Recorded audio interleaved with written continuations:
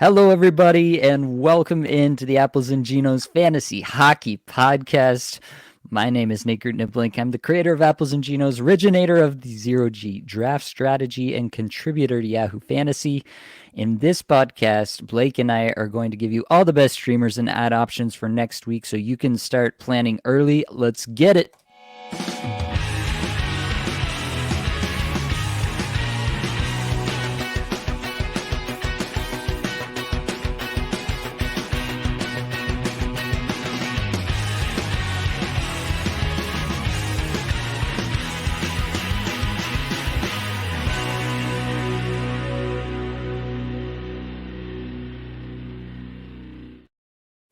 Now, of course, I have your friend and my best friend, Blake Creamer, here with me. Blake, how are you feeling tonight?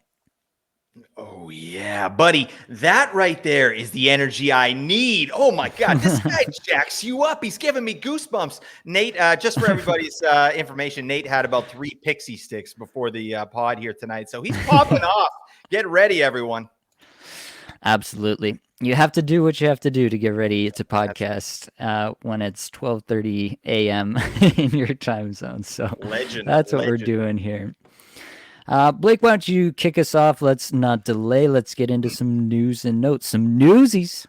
We don't want to delay. We want to get into the newsies, all right? That's what you're here for. You're not here to hear about Nate's pixie stick addiction, all right? He does that. Also, Nate, have you ever had Fun Dip? Do you know what I'm talking about? Like, oh, yeah. Where you stick the stick in and then you eat the stick.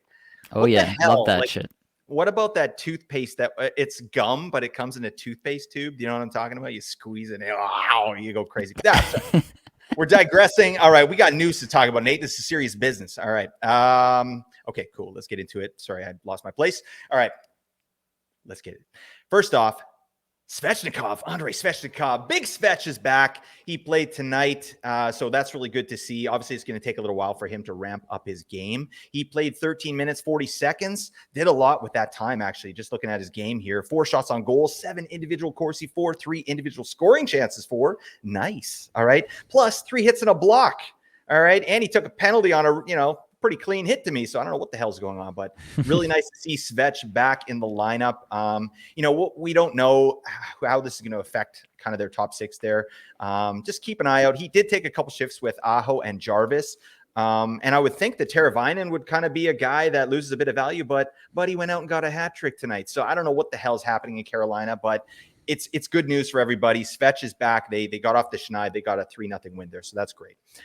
Also want to talk about Matt Boldy. He's actually on the road trip there with Minnesota, and there's a possible return date for Sunday versus New Jersey. So that's great news. I mean, if he doesn't get back in New Jersey there, I would assume probably the next game.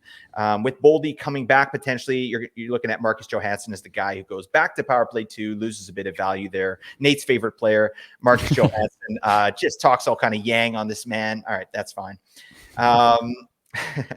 And then Ryan Hartman, of course, he's going to pop off even more. All right, with Boldy in the lineup. I don't know the correlation there, but let's just pretend we do. All right. I'm just digressing here, Nate. All right, let's keep going. Jared Spurgeon as well with Minnesota. He's out, and they don't really have a timetable there. He's not going to be ready for next week, so that does suck. Spurgeon is great, especially in category leagues, because he's a block master. All right, he's the leader of the block party.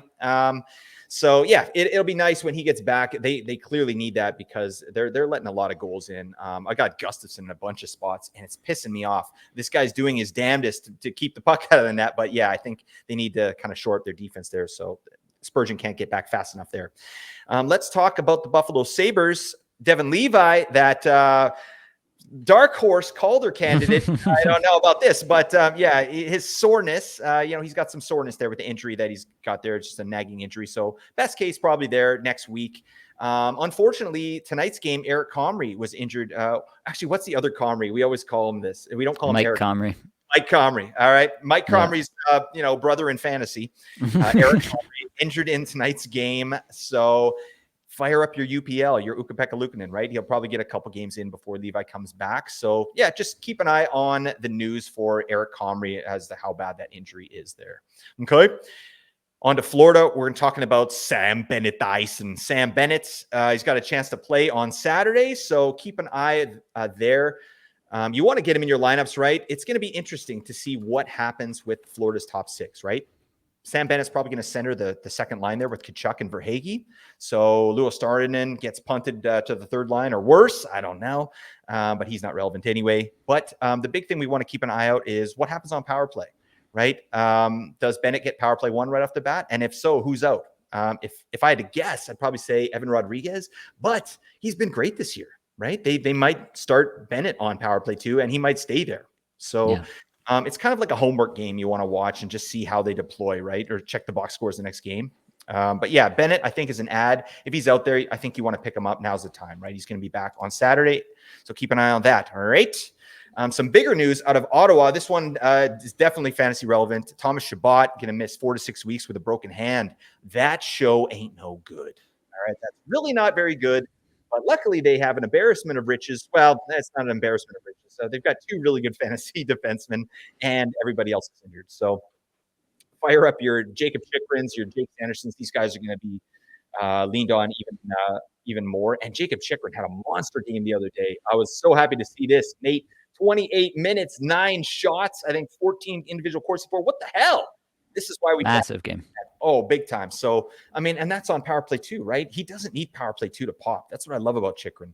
And I think, yeah, this sucks for Chabot, obviously, but Sanderson's value even higher. I think you and I are both kind of on the same page, Nate, about Sanderson not being this league winner, this end-all, be-all guy. He's a good fantasy asset, but just because he's on power play 1 doesn't mean a hill of beans, all right? But this right here, an injury to Chabot really ups the value of Jake Sanderson. So he shouldn't be available in any of your leagues, but if he is, you got to snap him up ASAP, all right? Yeah, I did want to say I wrote something down. Sandy and Chick are going to get the Binksy burn. All right. I just noticed. I listen to a lot of the Rolling Lines podcasts, and Banksy likes to say that. That's his trademark. They're getting the burn. They're feeling the burn. So that's the Banksy burn. But yeah, Ottawa only has a 2-game, which we'll talk about later. So, whatever. And lastly, in the New Jersey Buffalo game tonight, Nico Hischier took a headshot by Connor Clifton. Miss Clifton! He took that in this one and sat out the third period. Lindy Ruff said that it was precautionary, so just keep an eye on Nico Hischier's status. But yeah, a bit of a dirty hit. Connor Clifton's going to get a hearing for that one. I'm not sure if there'll be a suspension, but yeah, it was a stupid play, unnecessary. So just keep an eye on Nico Hischier because Devils are obviously going to be we'll talk about it, but they're going to be a good streaming team next week. So if he's out for any length of time, we got to see who takes his place. All right. But that's it for the newsies. Nate, why don't you tell us about week 4 and what the hell is going on? Yeah, we'll roll right into it. Week 4, unfortunately, again, not a great streaming week. The NHL is kind of doing us fantasy managers dirty with the early week schedules this year. I did take a peek ahead. It does get better eventually, but we have to suffer through the early going here. So if you feel like your streaming has been a little bit ineffective to start the year, then you're definitely not alone. I'm feeling that. Blake and I were talking about this before, actually. Both of us were feeling like there weren't enough levers to pull to really maximize, what we expect to get out of our lineups as fantasy managers who fancy themselves to be somewhat decent at this game we're all playing here. But the schedule for next week is Monday with 9 games, Tuesday with 2 games, Wednesday 4 games, Thursday 12 games, Friday 2 games, Saturday 15 games, and Sunday 2 games. So in total here, we got 46 games played. Again, another light week. I did look ahead. It does get heavier later on, but it seemed like the NHL may have actually made like a conscious effort to keep the games played low in the early going here, maybe ease the teams back in. I don't know. I'd have to look back to last season to see if they did anything similar last year, but definitely seems like we're getting some light weeks in the early going here. So this one is a little bit interesting. We don't have any Monday, Tuesday back-to-backs to open the week. And it's obviously a little bit different with the Monday being the heavy night. Usually the Tuesday is the heavy night and the Monday's the light night. And you kind of alternate heavy and light nights throughout the week. Monday being light, Tuesday heavy, Wednesday light, Thursday heavy, so on and so forth. So it's a little bit of a different week from that perspective. We do have 4 teams that have a Monday, Wednesday to open the week. Monday has 9 games, so you're likely going to have a spot in your lineup to fit a streamer in for the Monday heavy night. It's not too heavy, so you can probably get in a player from Anaheim, Arizona, Dallas, or Philadelphia for both Monday and Wednesday. So that's going to feel pretty good if you can get into one of those early in the week. Then New Jersey is the only team with a Friday, Sunday off night to end the week. And then you do have Buffalo, Philadelphia, and St. Louis, who each have Wednesday and Friday off nights. If last week's streamer is playing Monday or Tuesday, you want to hold them and then get into a Buffalo, Philadelphia, St. Louis for the Wednesday, Friday here. Then you can do something like that. There's more potential for Monday, Wednesday into Friday, Sunday stream this week. So you can definitely do one of those Anaheim, Arizona, Dallas, Philadelphia with the Monday, Wednesday, and then kind of roll into a New Jersey Friday, Sunday and kind of split your week that way kind of evenly. That's probably going to be your best bet to really maximize your off nights if you need to. There's just not a lot of great options full week long this week, unfortunately. And really, I would say the end of the week, it really is where it really gets rough. Basically, from the Thursday on, right? You've got the 12 games Thursday and the 15 games on Saturday. And the Saturday heavy slate is bookended with the Friday, Sunday with 2 games each only. So you're really kind of limited in what you're able to do with off nights over the weekend. And yeah, New Jersey, the only team that plays on both Friday and Sunday there. So my advice really is to focus on the beginning of the week. Probably you're going to want to make sure you're holding an ad for Sunday. It's not a week to just go ham and go nuts early in the week and ruin all your ads and then get to the end of the week and wish you had one left over. You're probably going to want to hang on to one for the end of the week. If you end up not needing it for one reason or another, either you're getting crushed or you're crushing somebody else, hopefully, then you can use that to set up for the following week. But again, it's just the way that this is set up. It's not a great streaming schedule. There's not a lot of options, and so I wouldn't force things. I would keep your ammunition dry for those weeks where you're going to have a little more agency and a little more ability to kind of affect your outcome. So there's definitely some stuff we can do and some stuff we should do, and we'll get into that. But definitely you probably want to think about focusing on getting some early week streams in and then kind of letting the rest of the week play out. Maybe getting a New Jersey player for the Friday, Sunday, and then other than that, kind of just seeing how it pans out and thinking about next week at the end on Sunday. Blake, why don't you take us into the worst teams to stream from this week? Yep, sure thing, buddy. Oh, I hate weeks like this. First off, just hearing you talk about it's like, man, not another week like this crap. God. But yeah, it's slim pickings, right? So yeah, I agree with everything you said there. Let's get into the worst teams to stream from this week. There are 6 teams that play 2 games with 0 off nights. That's bad. All right. So we're looking at the Edmonton Oilers, Minnesota Wild, Ottawa Senators, Pittsburgh Penguins, San Jose Sharks, and the Washington Capitals. All right. They all have 2 games played, 0 off nights. So players you're looking to drop for sure. I mean, definite drops. I think like Minnesota had a great streaming schedule here this week. So I think there are a couple guys you can just punt off that team right off the bat. You're looking at Marcus Johansson. See you later, my man. Thank you for your service. Kalen Addison. I was, I certainly would have, you can drop him for sure, but I was kind of a little bit excited about Kalen Addison and some of the minutes he was getting. And then he got 13 minutes tonight. Yeah. Get the hell off my fantasy team, buddy. Oh, that sucks. But yeah, get Addison out of there. It's unfortunate. For Pittsburgh, you're looking at Riley Smith, I think can be an easy drop. If you're rostering anybody from San Jose, damn. We wow, they just got shut out in 2 straight games. Brutal. That is not an NHL team, is it, Nate? No, and the team stats don't look much better. Like they're pretty clearly the worst team in the league at this point. I hope they get better. Logan Couture is going to come back, and that's going to raise the profile of the team a little bit. But the defense is so awful. They're just getting absolutely pumped in every statistical category. It's just really bad. How do you sell that to your fan base? I mean, when I just going into the season, I was like hearing Mike Greer talk, and it sounded kind of positive. But I'm looking at the roster, like first off, like who's on your power play? We don't know what's going on there, and then Yeah, like it's just gross. I don't know. We're digressing, but yeah, San Jose is really brutal. So yeah, anybody you're rostering there. I had William Eklund on a team I streamed in for the back half of the week. See you later, my man. Thank you for Jack Squad. All right, that nothing happened, but that's fine. He's a promising player. Anyways, Thomas Hurdle too, your favorite, Thomas the Turtle Hurdle. He's a member of the Hurdle Club. Get him off your team. No, he's not doing anything. Maybe in a bangers. Oh, no, definitely not. Not in a 2-game week. Not on this team. So you can get him out of there. You probably pick him up later if you want some hurdle in your life.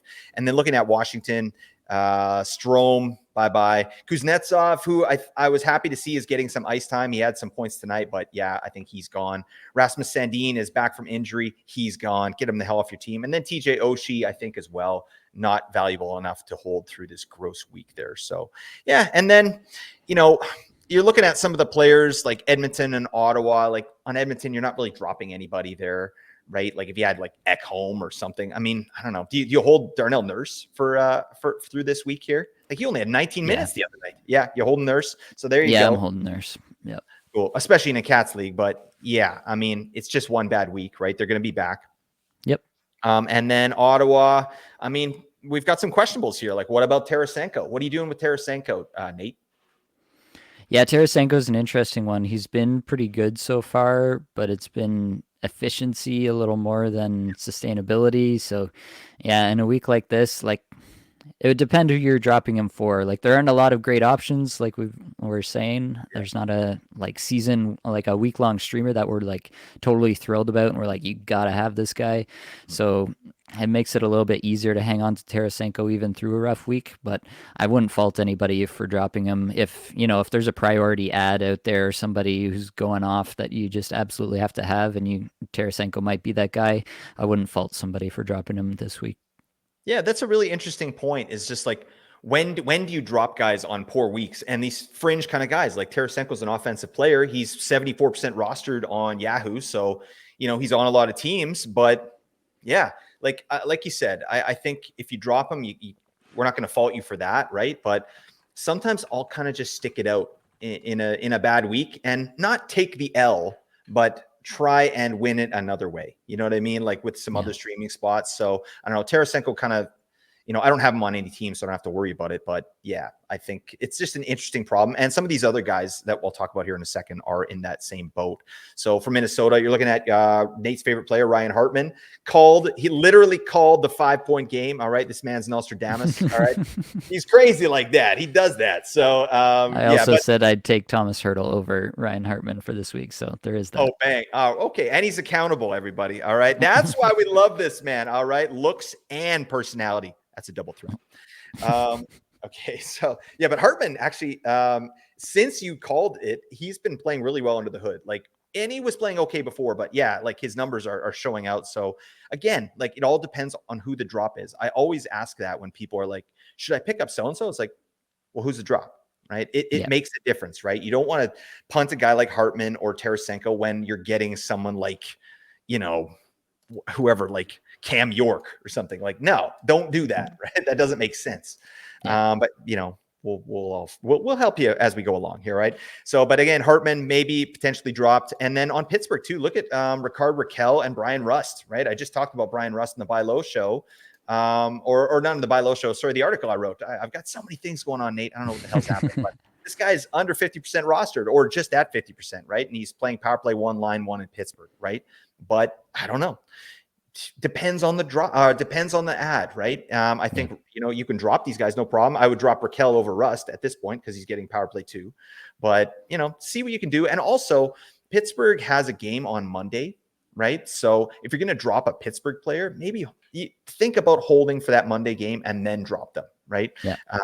But you'll figure that out. But we're just giving you the information. All right. So anyways, those are the teams there with the worst schedule, those 6 teams.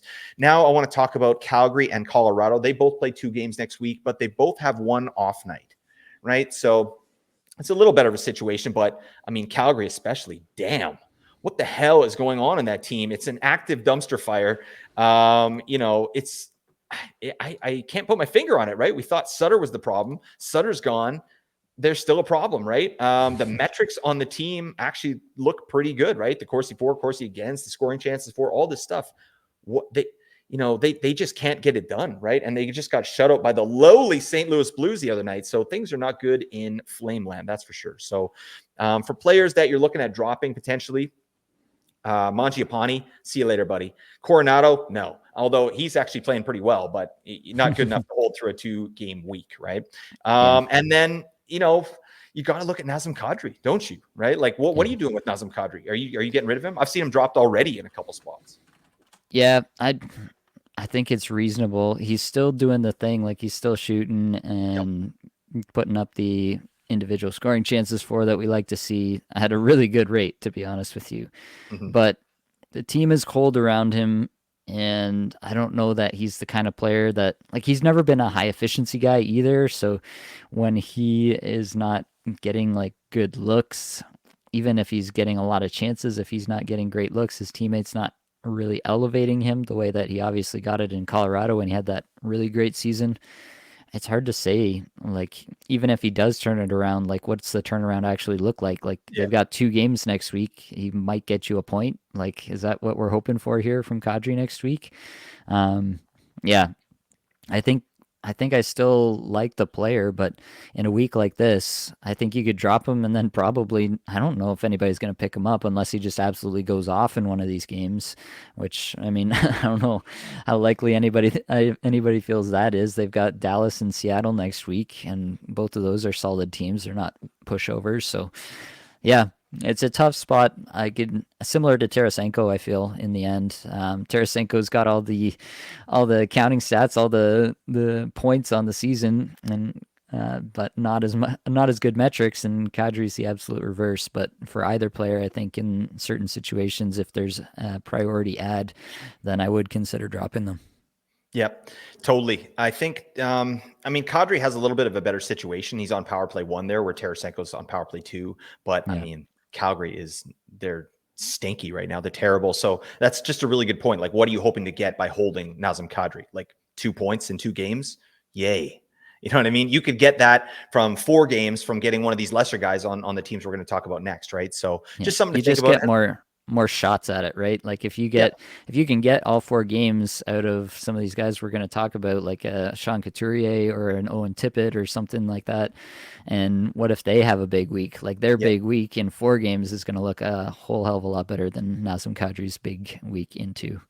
Yeah, absolutely. It's common sense. And like you said, I don't think anyone's going to be rushing to add Kadri if you drop him, right? He's 52% rostered right now. So if you really want Kadri, you could probably pick him up next week. You know what I mean? Like, unless he pops off like Ryan Hartman style, right? Then you're like, oh, Yeah. damn, why did I do this? Nate and Blake told me to drop Kadri. We're not telling you to drop Nazem Kadri. All right. You have to make your own decisions, everybody. But yeah, I think it's reasonable. It's a reasonable drop. And then, Noah Hannafin, he's going to lose power play 1 here soon because Rasmus Anderson's going to be back. So again, like, what are you hoping to get out of that? Hannafin, Uyghur. I mean, those guys are drops to me. Uyghur in a banger league, maybe he's a hold. Still, I think you can get better bangers too. So Yeah. get those guys the hell out of my sight. And then for Colorado, this gets a little more interesting, right? Because we do have the one off night, but again, only 2 games. What are we looking at here? We're looking at Ryjo, right?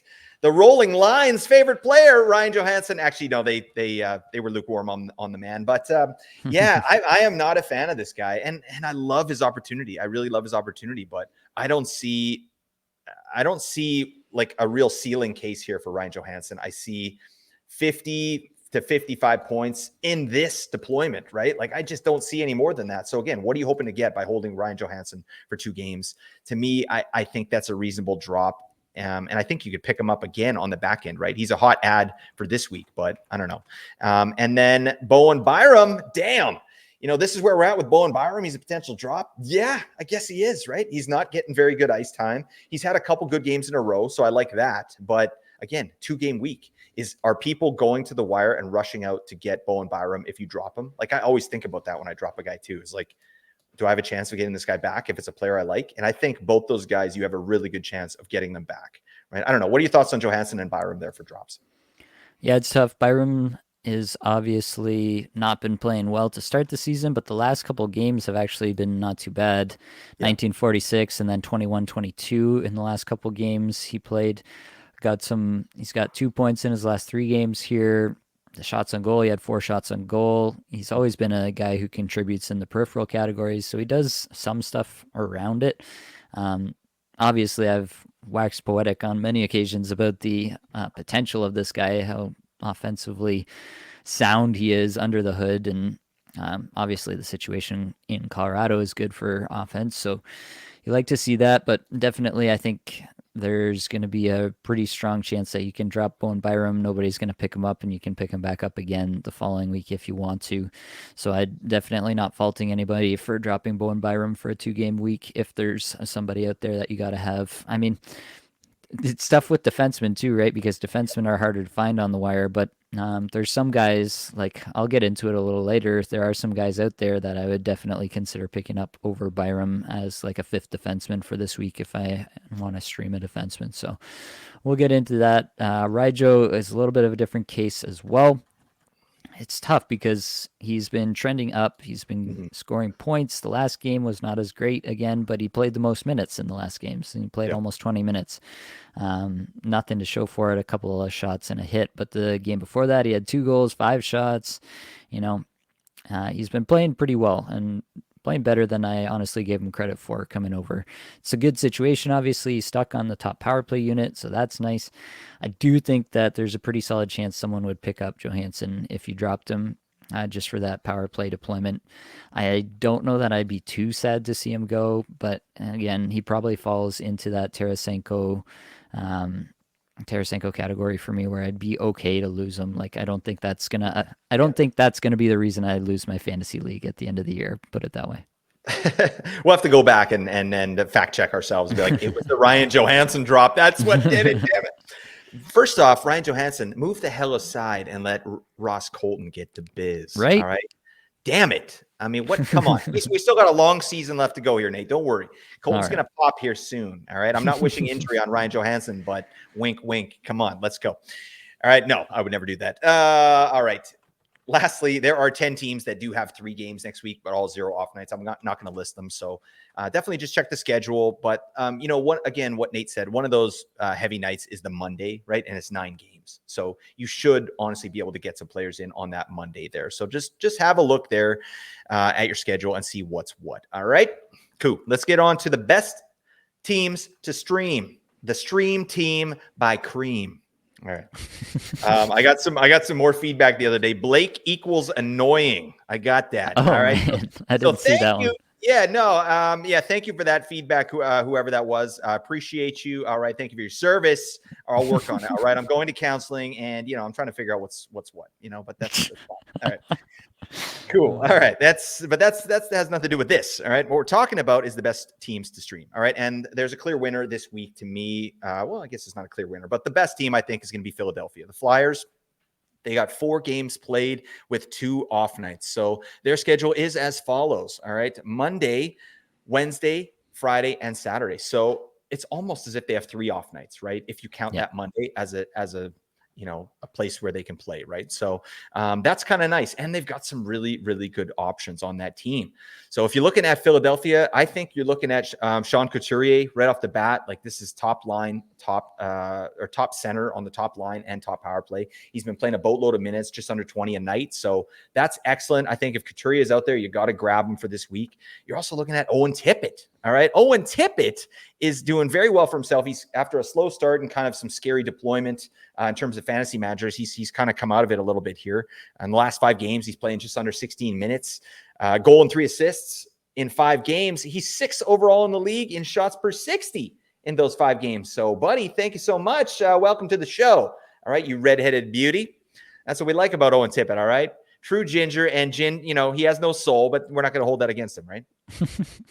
I don't know where I'm going with this. I'm a ginger myself, so I have to rib my boys. Let's carry on. Owen Tippett is there. Travis Sanheim, big popular waiver ad, and I'm with it, especially for this week. I think I love the deployment that Sanheim is getting. You can't deny that, right? Like this guy's just out there.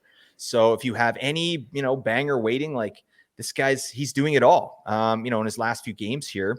Like he played 27 and a half minutes in the last game, a goal and 2 assists, 2 shots on goal, 2 blocks. Like the game before that, he had an assist, 3 shots, 2 hits, 4 blocks. Like he's doing that, right? In big minutes. So I think this guy's a great ad for this week, and it should be a no-brainer, honestly. If he's out there, you should probably pick him up for this week. You also want to look at Cam Atkinson. The Rolling Lions boys talked about him, and Nate and I agree.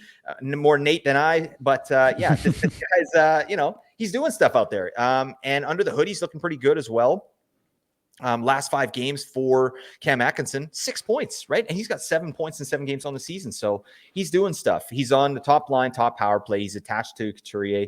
Rolling Lines boys talked about it a lot on their last show. So definitely go check that out if you want to hear about Cam Atkinson.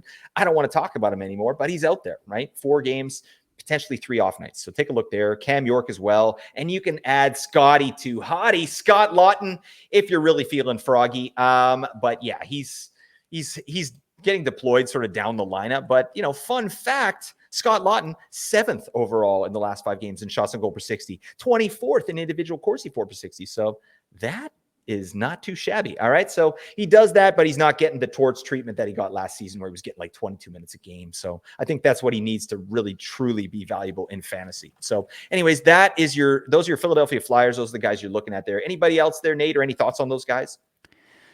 Yeah, I'll get into it a little more when I rank the players for who I think are going to be the best streams for this week for points and hits and all that. But I definitely think that Sanheim is a guy that you should have grabbed previously. You should have grabbed him last week when we talked about him on this pod.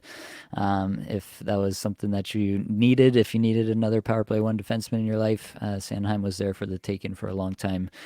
And we were definitely on that one. So shout out to us. But I think I'll get into it a little more, but I think there's definitely some options here. I'm not like super excited about the options.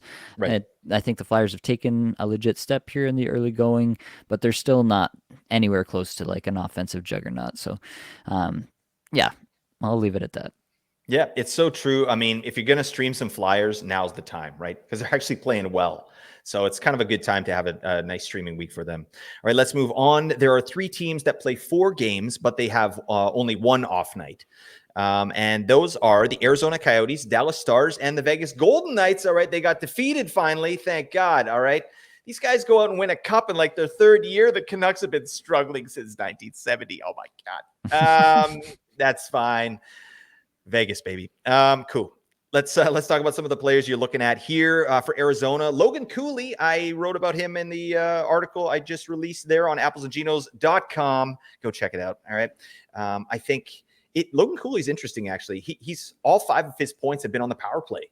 That's an interesting stat because at even strength, nothing's happening, right? No shots. Like, his line is not doing anything, right? So he's getting all his value from that power play.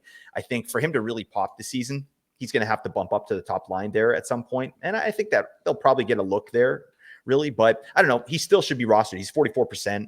I think it's a great stream this week. But what's a better stream? Nick Schmaltz. The Schmaltzy one. Get this man on your team. Nick Schmaltz might be this year's Boone Jenner. Seriously, like 37% rostered. What does this man have to do? I love Nick Schmaltz. Obviously, in the metrics we like here, he doesn't really show out. All right, he doesn't do that. All right, but we don't need him to do that, right? He's got 5 points in 5 games. He's got 8 points in 7 on the season. Damn. Get this man on your team, 37% rostered. So, I've talked a lot about Nick Schmaltz. I wrote about him in the article as well. So if you're interested in my thoughts there, go check it out. All right. But I love Nick Schmaltz. He's a great option in Arizona. Barrett Hayton as well. This guy's been a head scratcher this year. Hey, Nate? Yeah. Really hard to figure out what's going on with Barrett Hayton this year. Yeah. Like what is he? He's got like six games or 7 games. I don't think he got a point tonight. I'm not sure. Nope. I have to look at the box score, but yeah. So 7 games, 0 points, but he's getting buku minutes, 20 minutes. Like, his numbers under the hood are not terrible. It's going to start happening for Hayton, but he's just come out on a cold spell. Keller and Schmaltz are still scoring. So I think Hayton will start going. And maybe this is the week here, right? This 4-game week for Hayton to kind of, get the business here. So hopefully that happens. But that's kind of it for Arizona. Obviously, there's some good beefers and stuff we like in Arizona. How about Jack McBain? We'll talk about him later. All right. Anytime I get a chance to say McBain, I do it. All right. McBain, let's get silly. Simpsons reference. Let's move on. Dallas Stars. We're looking at Tyler Seguin. I got some hate for Tyler Seguin. Banksy, you remember when Tyler Seguin and Jamie Benn were talking some yang on the Sedins? I remember that. I'm like an elephant. All right. I don't forget that stuff. All right. So Sagan, you're on notice, buddy. All right. But he'd be a nice stream this week. How about Matt Duchene? Was that Duchene again? He's there as well. Wyatt Johnston. And I added Mason Marchment, that fourth liner there on Dallas, but he had a great game the other night. I can't remember what the numbers were, but it was something silly. Like, it really stood out in the minutes he played. He had something like 6 shots on goal, 9 individual Corsi for, and like 5 scoring chances for, like something like that. So, he's doing all the right things, and he's on power play too. So I think you could do worse with the stream if you're going to go with the Dallas player. My 2 cents on that. And then for Vegas, you got Barbie. Come on, Barbie. Let's go party. Ivan Barbashev. So you could get him. He's there. Sorry, Nate. Yeah, I don't know what's happening. Yeah. I had some pixie sticks too. That might have been my favorite one so far. Yeah, that's not bad. And Braden McNabb, I've been getting a lot of questions about McNabb. Like, should I add this guy? It's like, yeah, I guess you could. I mean, he's getting good minutes, first off. 3 assists in his last 5 games, he's like 20 and a half minutes. That's not bad. 5 assists in 8 games for Braden McNabb. He's not known for that. Right. Their defense is a little bit, they're a bit in shambles there in Vegas. Right. So, and plus this guy's a beefer. He's a beefer with cheese. He does that. So, he's a good ad, especially in category leagues, but I don't know. He's almost an ad in points leagues at this point. And William Karlsson, Wild Bill. Do we have to pick this guy up, Nate? He got another goal and assist tonight. Like, what? He's crushing. What is happening? I know I can't in good conscience recommend this man, but now I can't in good conscience not, right? So take a look and see if Karlsson's there. I mean, he's flying right now. So there you go. Go ahead, Nate. What do you got? I was just going to say on Karlsson, he's got 7 points in his last 5 games. He hasn't skated more than 16-18, which he did tonight. He's only shot more than twice once on the season. Like, what's happening? I don't know what's happening, but pucks are going in for him, that's for sure. So you can try to stay in the Flames there if you want to. That's nice. Yeah. Go get yourself some William Karlsson. Just go for it. Just swing for the fences. Okay, and we'll talk. I'm almost done here, everyone. Don't worry. We'll hear Nate's soothing voice again, all right? We'll get you all relaxed again. There's 4 teams that have 3 games played with 2 off nights. And honestly, well, we'll get into it here. So you got Anaheim Ducks, Buffalo. I always want to call them the Anaheim Mighty Ducks. Is that wrong? Is that wrong, Nate? I don't think it's wrong. Like, that's how we grew up. So yeah. I think it's okay to, feel some nostalgia there.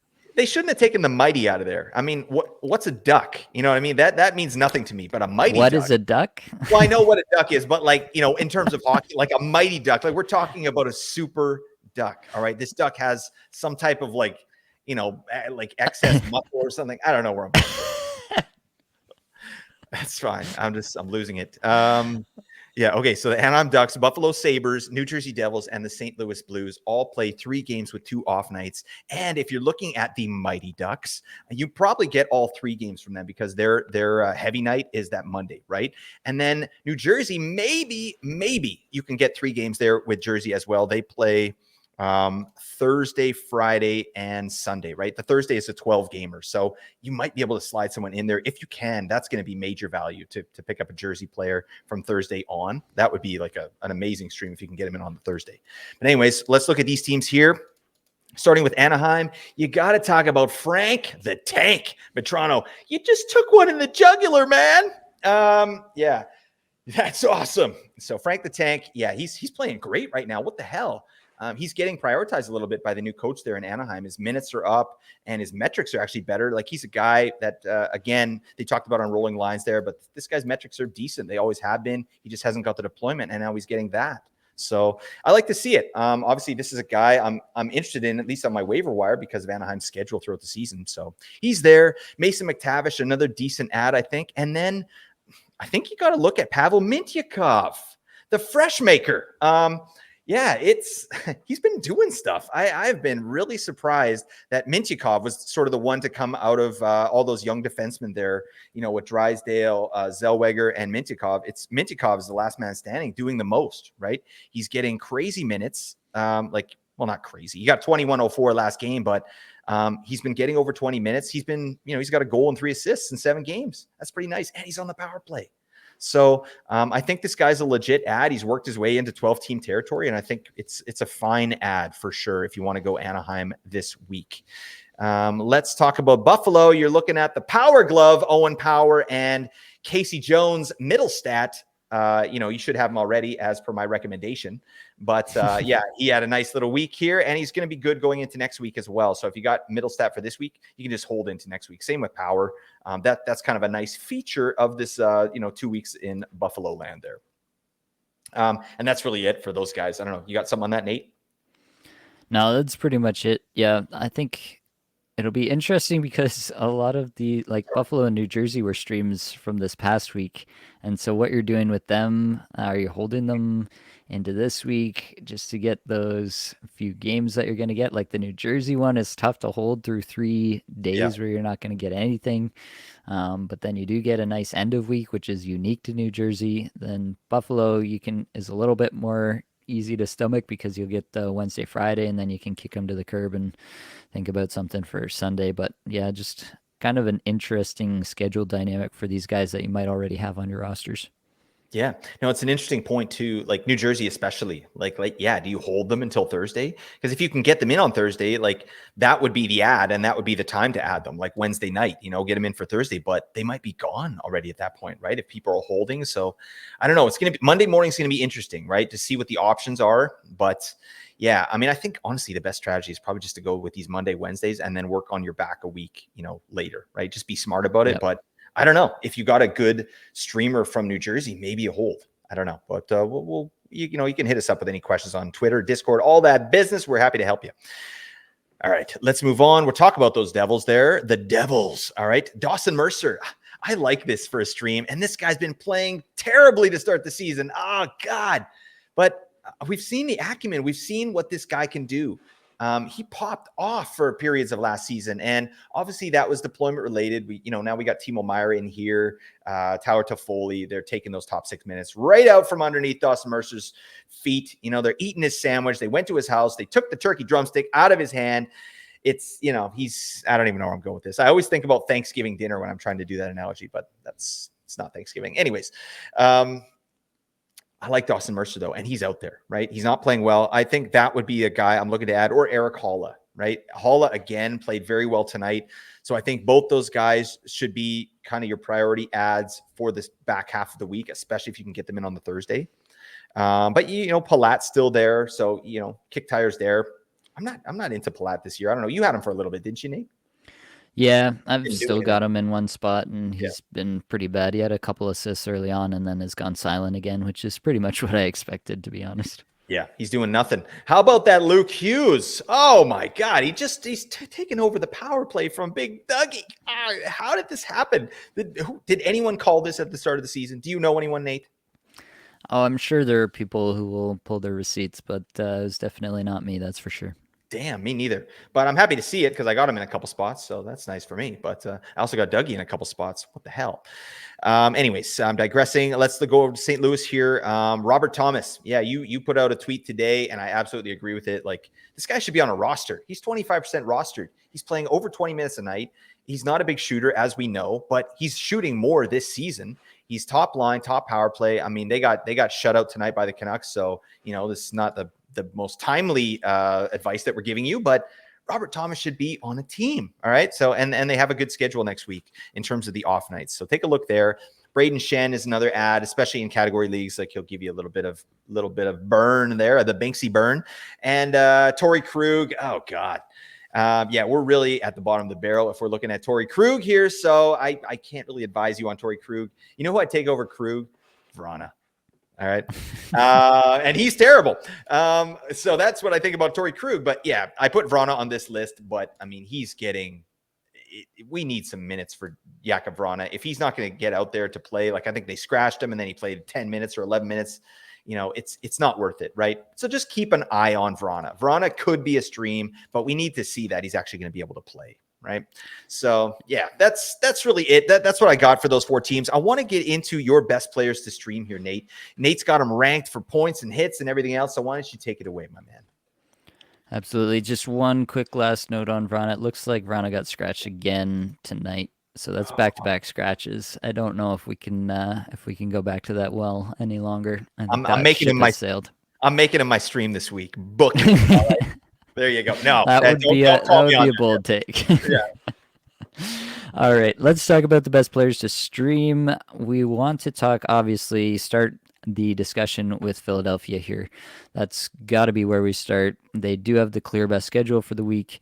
So the top four guys actually that I've got for this week all come from Philadelphia. If for whatever reason it just so happens to work out for your specific team that, one of the other, like you can get Arizona or Dallas players or Vegas, I guess, on the Thursday, if you can get them into your lineup and they end up being, the exact same as a Philadelphia streamer in terms of how many times this week you can get them into your lineup, then I would elevate some of these other guys above the Philadelphia guys. But in terms of ranking them, I have to assume that you're going to get more games out of the Philadelphia guys. And so they do comprise the first four names on my list here. Top of the list is going to be Sean Couturier, and second is Cam Atkinson.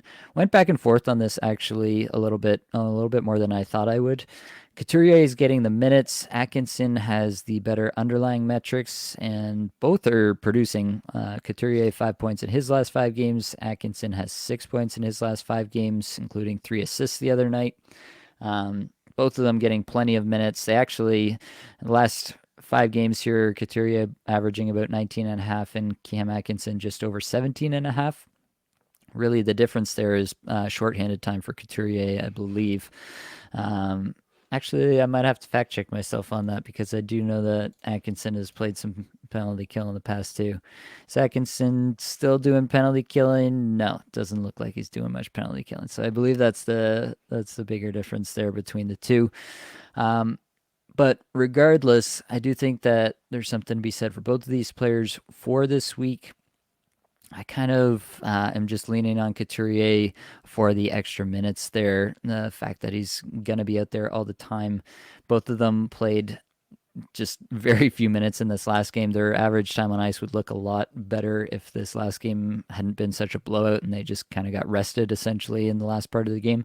So I think that both of those guys are very viable options and would be kind of my top tier within Philadelphia. Those two guys are my top targets, both top line, top power play.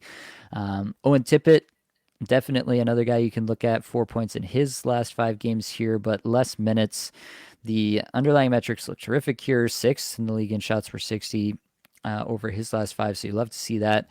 Is skating on that line, on that top line with Cam Atkinson and Sean Couturier. You like to see that, but he is on power play 2, so he's not getting those prime minutes. So that keeps him a tier below for me. And then Travis Sanheim, who we mentioned, I think you should definitely go out and get this guy if you need a defenseman to roster. He's just playing so many minutes. Like, he's going to just brute force his way into a bunch of points. I think he's got 6 points his last 5. That's not going to keep up, but I definitely think this guy with power play 1 is probably like a 45 to 50 point defenseman as long as he's got this kind of crazy deployment. So that's going to be valuable, and it's probably going to be just as valuable as anybody else you can stream for this week. So definitely give Sanheim a look for that. Then once we move on from there, then we get into the Arizona guys. I've got them all here in a row. Nick Schmaltz, Barrett Hayton, Logan Cooley in a row. Nick Schmaltz clear cut above the other two right now, just absolutely crushing. 5 points in his last 5 games before tonight. Barrett Hayton still has not scored a point. Crazy. The underlying metrics haven't been bad for him. In fact, his individual scoring chances 4/60 has actually been quite good. So I do expect that there are better days ahead for Barrett Hayton, but there is the concern that just because the counting stats aren't there, that he does get bumped down the lineup, that they do replace him on the top line. I think he's still doing stuff and that's showing up. But you have to at least bake in that little bit of fear that he could get bumped down as a result of the fact that he's just not scoring points at the moment. And then Logan Cooley, I think you summed it up pretty well, Blake, in your article and what you talked about here tonight. Cooley's just a guy that you can hope for some power play points. In this last game, he was he was playing well down the lineup. He was playing with Michael Carcone. I don't even know how you say it. And Zach Sanford. Carconia. Yeah, maybe. You gotta just say what you gotta say with your fingers. Come on, like that. All right. Carconia. Yeah. Next time. You get me next time, Nate. There you go. Next time, yeah. So those two guys on the bottom line, they actually got the least even strength minutes of everybody. So that's not a good look for Logan Cooley, but definitely an offensively talented player who can definitely put up some points here and there for you. And then I move over to Anaheim. I actually really like Anaheim's schedule. You're definitely going to be able to stream these guys and get some games out of them, possibly just as many games as the Philadelphia guys. So definitely like that. Frank Vetrano, Mason McTavish, the two guys here that I'm the most interested in. Vetrano getting lots of minutes, lots of deployment at all strengths, so you like to see that. And McTavish was bumped off the top power play for Leo Carlsson in the last game. We all know the situation with Leo Carlsson. Will he, won't he play in every single game will be an interesting saga to watch moving forward. But it's worth noting that McTavish's deployment does seem to depend on whether Carlson's in the lineup a little bit. Ryan Strome was also on top power play over Mason McTavish, which is a choice, not one I agree with, but yeah, I do think McTavish is good enough to roster even from the second power play unit there. 6 points in 7 games so far for Mason McTavish. And then last year at the bottom, I did throw in Scott Laughton going back to Philadelphia.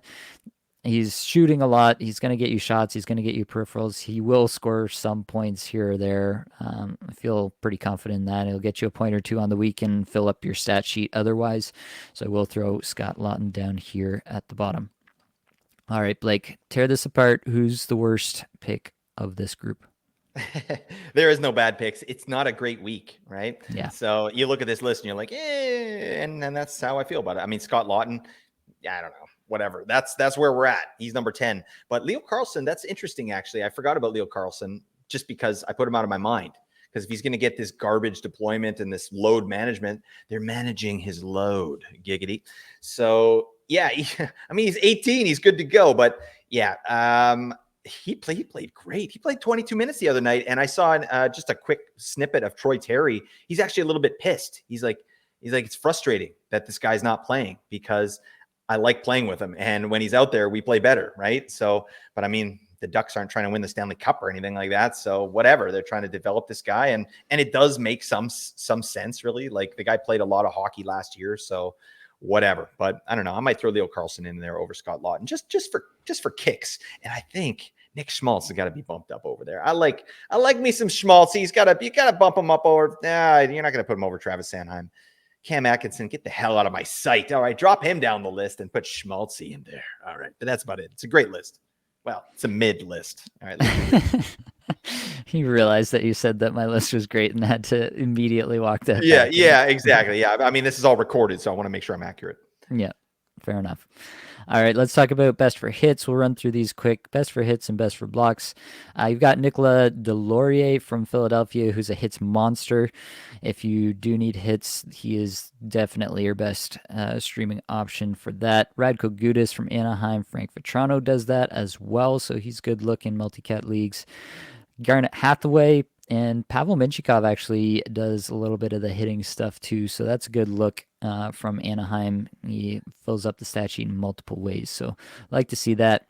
Moving over to blocks, Ilya Lyubushkin, definitely blocking everything so far. Absolutely elite so far in blocks. So definitely look his way if you need that. Travis Sanheim fits here. Cam York does as well. Just getting so many minutes. They're bound to block a few shots playing back there. Sean Walker and Radko Gudas round that out. Any thoughts on this group here, Blake, before we roll onward? No, I love it.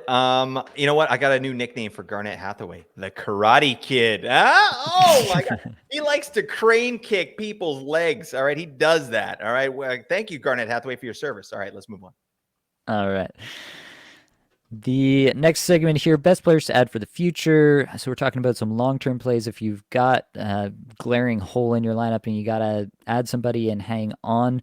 Top of the list, Nick Schmaltz, so definitely a good week. Obviously, if he's making the streamer list and also on the long-term plays list, then it's a good week to pick up Nick Schmaltz and leave him in your lineup for the rest of the year. Nick Schmaltz and Robert Thomas actually kind of comprise my top tier right now. I think they're actually pretty similar players in a lot of respects. They don't shoot a ton, but they're definitely going to get you points. Like 70 points, I think, is probably the expectation for both of these guys.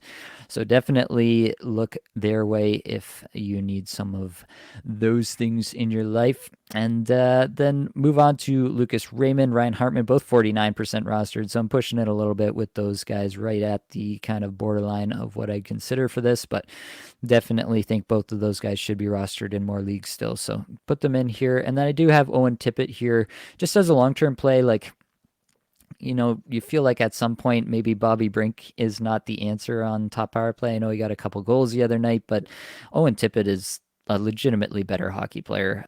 And so I feel like maybe there's a chance that Owen Tippett gets on to power play one. If he did and got those extra minutes, then we'd actually be pretty excited about Owen Tippett because he's continued to just pump shots at the net every time he stepped on the ice. So I did want to throw him in here again.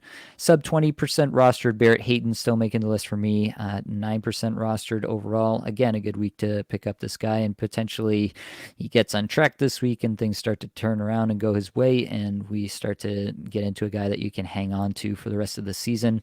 And then did want to throw Alex Iafallo in here as my sub 10% rostered player. He's just 5% rostered at the moment. He's getting some good minutes. The under the hood, the individual stats actually look quite good. So I've got some love for Alex Iafallo at the moment. Obviously, there's not a lot to choose from when you get down below the sub 10% level, but I mean, top power play, top line, like people are forgetting about this guy, I think, just because he's out in Winnipeg now, and Winnipeg's not been terrific. It's been all right, but not terrific. So I think Alex Iafallo should definitely be rostered in a lot more leagues. Your thoughts, Blake, on the forwards here? Yep, it's a great list, but you forgot our boy, Nate. What about Nikolaj? Oh, yeah, you're going Alex Iafallo. You're not going Nico? Buddy, he did a thing. He scored a goal the other night. Oh, my God. What a time to be alive. What a world we live in. This is amazing. I do love the player Nikolai Ehlers. Obviously, he had a great game the other night. He still only played 13 minutes and 18 seconds. I just have zero confidence right now that he's ever going to be played. So, yeah, I would love to recommend Ehlers to you, but I would add Tippett over Ehlers at this point. So that's why I ended up where I ended up there. Moving over to the defense, got to have Mike Matheson. This might be the last week we can have him in here, 46% rostered and still climbing. Then Travis Sanheim, obviously going to make the list here. He's 35%. He's risen a ton in the last week here. Bowen Byram still on this list. Still love the player. Might not be the week to add him. Obviously, we talked about that with the schedule, but still love the player. Oliver Ekman-Larsson, for as long as Brandon Montour is out, I'm going to be in on Ekman-Larsson. And then I did put Pavel Mintyukov in here. I'm actually really excited about Pavel Mintyukov. I think that this is potentially the player that you should go ahead and add. Some things reminding me of like Noah Dobson when Noah Dobson had that breakout season. Very young, didn't play like a ton of minutes, but got all the power play minutes, and it turned into a 50-plus point season. I think that that's within the realm of possibility for Mintyukov at just 6% rostered right now. I think he's a priority. The big thing that's really just jumping off the page to me right now, across 7 games so far, Mintyukov has averaged just over 19 and a half minutes. That's been climbing. But the Corsi 460 amongst all defensemen is 16th in the league and 8th in scoring chances for per 60. That's amongst all defensemen in the league. And at legitimate minute levels, like Mintyukov is legitimately driving play for a team that's not known for driving play in Anaheim. So I'm really impressed with this early stretch from Mintyukov. It's a long season. I say every year rookies are not to be trusted, and you have to monitor them pretty closely because they tend to fall off a cliff pretty severely at certain times throughout the season. But I'm very excited about what Mintyukov's bringing to the table right now, so I really want to highlight that player. Sub 20% roster. Just want to bring to everybody's attention Jared Spurgeon again. the Kalen Addison experiment is going about as well as it went last year so far. So I think that there's every chance that Spurgeon comes back and goes straight on to power play one right away again. They may just want to get that reliability on the back end once again. So just throwing out that Jared Spurgeon is going to be rosterable in a lot of leagues when he does come back. He's 19% rostered right now. Sub 10% rostered is Minchikov, as I mentioned, 6% rostered on Yahoo. From the defenseman, Blake, who's standing out to you here? Oh, the professor is standing out to me. Mike Matheson. I love this player. 46% is insane to me. But yeah, he's getting the respect he deserves finally, especially after going coast to coast the other night. Love that. Love the player. Other than that, no notes. Absolutely. All right, we'll talk about goalies then. As much as I may not want to, it's a little bit gross this week. I mean, it's usually gross with goalies, but it feels a little bit more gross than even I'm used to.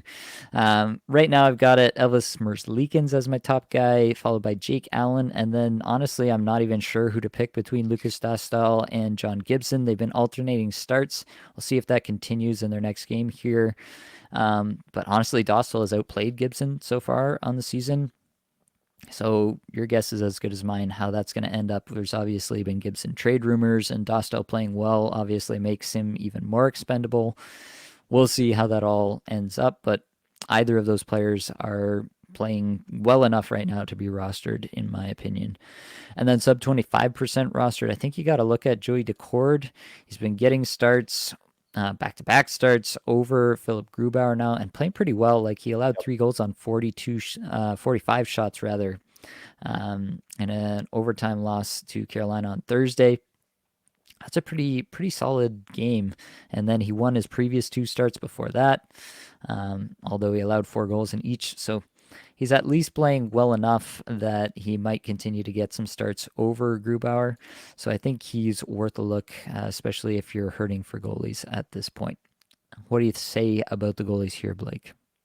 Yeah, I like the Joey Decord take. I mean, that's an interesting development there in Seattle. For me, it's Merzlikins. I think that's a goalie I actually like. It's not just like, oh, if you don't have anything better. Like, I actually like Merzlikins. I think he's playing well so far, and I think Columbus they're better than what they've shown. And I'm actually like low key into the team and sort of what they're able to do there. So I think Merzlikins should be rostered more than 34%. I think he's absolutely fine ad for your goal. He's going to be a good 0G candidate, at the end of the year, in my opinion. Yeah, definitely you're going to get some shots on goal with Merzlikins. The Blue Jackets ranked 30th in the league in Corsi against. Oh, God. So, Oh, no. Okay, so I didn't look into that. But, that's why you're here, Nate. All right. See, that's why I like Merzlikins so much. All right. The saves.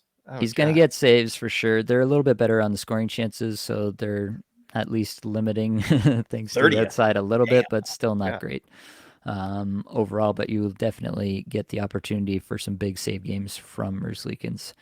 All right, we've got to talk about the head-to-head streamer deathmatch, which is our segment where we pick a streamer for the upcoming week, and we stake our entire reputation upon it. Last week, I picked Thomas Hurdle, and you picked Casey Middlestat. So far, that's going well for you. He has Middlestat has 8.5 cacuffle points, and Hurdle has 5.0 cacuffle points. They both have one more game, so we won't crown a winner until our Sunday evening podcast. But you're in the lead so far, Blake, and you were kind of victory lapping this already prior to the podcast. Like, I don't know if you want to repeat those things on the air so that other people can hear the kind of shade you're throwing my way, but the floor is yours.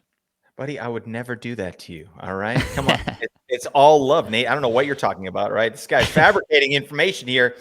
No, Casey Middlestat, legend. By the way, there was 2 assists that I didn't get. All right. The night I picked Casey Middlestat. All right. So, technically only 2 assists, but 4 in 4 games. All right. That's what we like to see from Casey Jones. Yeah. Anyways, that's all I got to say about that. All right, Blake, it is your turn to pick first. So for this, again, we talked about this last week, but we can't really assign value to the off nights that these guys are getting. So basically, we'll pick anyone who's going to get 4 games, and we'll kind of just pick whoever we want from that without really consideration for the schedule here. All right. So because it's been going so well for me so far, I feel confident here. I'm about to go 2-0 here, and that's nice. That feels nice against a legend such Calling as his you. shot. So, yeah, that's right. Just pointing to the outfield right here. I gotta take Schmaltzy. I gotta take Nick Schmaltz. I think you knew where I was going with that, but I love the player. He gets not enough respect. He's a point per game player. I bet I could see him getting 70 to 80 points this season. Book it if he stays healthy. So I'm a big fan of the player, and I'm going Schmaltzy. What are you doing, Nate? Yeah, I'll take Sean Couturier. Like I said, he's the top of my list, getting lots of minutes. I just think that he's the best chance to run into a bunch of points. I actually did consider Barrett Hayton, to be quite honest, because I Yeah. do still think the player is legit, and he's also getting a ton of minutes. And maybe I could pick off some of those Schmaltz points with Barrett Hayton, and Ooh, maybe just play the strategy game there a little bit. But in the end, I'll go with the guy that I had at the top of my list, and that is Sean Couturier. All right, Blake, we've reached the end here. Before we go, though, I want to plug the Discord. If you're not in the Discord server already, what are you doing? You got to get in there and talk fantasy hockey all day, every day with That's us. We're all in there all the time, and it's a great time. So you should join us. If you need some help with your fantasy hockey teams, then you could ask people in the Discord. If you want something a little more specific, then I do offer for $5 a month, I will answer every fantasy hockey question you have. You can check that out in the Apples and Genos Patreon, also in the show description. And then we've been asking for some ratings specifically from the Apple Podcast crowd, and we have had some ratings and reviews come in. So I want to take a minute to shout out the people who did that. We do appreciate that. The first one here, as per the new rivalry between the Apple Podcast crew and the Spotify crew. This is from Deuce Pipestone, so do with that what you will. He says, "Boo Spotify, good listen for all your fantasy hockey news. Book it." Love book that. it. Yeah. Next one, great hockey fantasy podcast. This is from Jay Goody 123. Love the data, levity, great balance between fantasy fun and analysis. Appreciate that.